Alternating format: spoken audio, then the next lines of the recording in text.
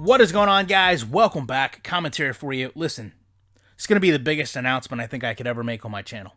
Now, I know some people will say that a league signing a contract or an exclusive agreement being removed would be bigger, but here's the thing.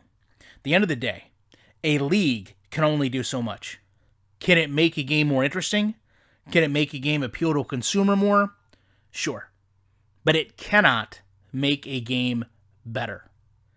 So I want to say, and I don't want to short anyone over Canuck Play, because I know Spear and all those guys work very hard.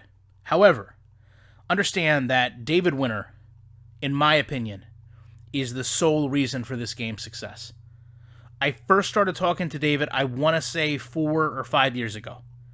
This was a time where he was only working on a Canadian football game.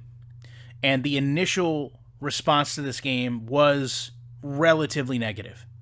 From that point, David, single-handedly at times, did everything he could to make this game the best it absolutely could be. He listened to the community and never took shortcuts. Whether it was logo creators, whether it was creating a college football mode, whether it was putting in different rule sets, everything he did was a direct response to what we were asking to have done. So with that said, I also think it's very interesting that on January 24th, they first tweeted about this.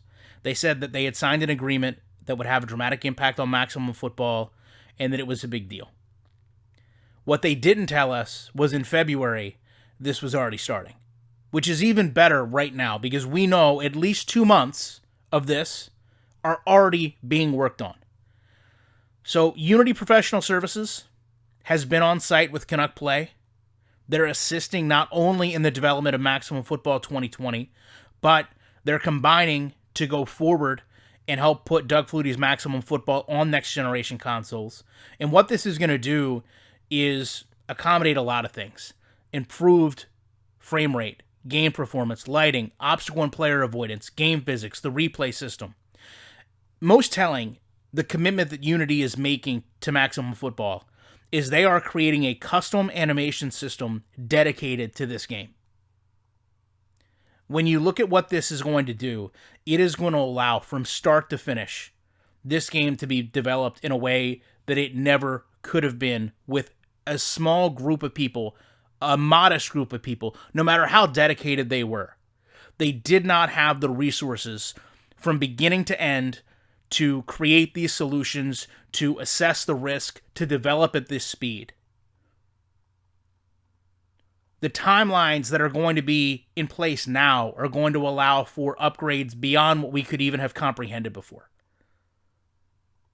The research, the development, the end-to-end engineering, anything that's going to be put in this game is going to benefit exponentially from this. I don't know if we can really ever truly understand how David Winter actually went through all of this by himself and then try to put in perspective what this means to building this game forward. I don't know if I could create a scenario that would do it justice, but I do know that not only having this game backed so sternly by Unity and the support that they're giving this game based on what's now become a very positive response from the community and a desire and demand for this game is going to create something that will probably be the best version of a football game we can see in terms of college football in the foreseeable future. And there's a lot of people that put a lot of time and effort and energy to get it to this point. It is quite astonishing to look at it now and say, a few years ago, this was just a Canadian football game, and now it's a college football game with a great player's name associated to it that now will have a great partnership to go along with developing it. So with that said, guys, I appreciate you checking this out. I really look forward to your comments down in the comment section, and I do know that I just want to reiterate, they brought this up in January, it was happening in February, and in April, they decided to let it out.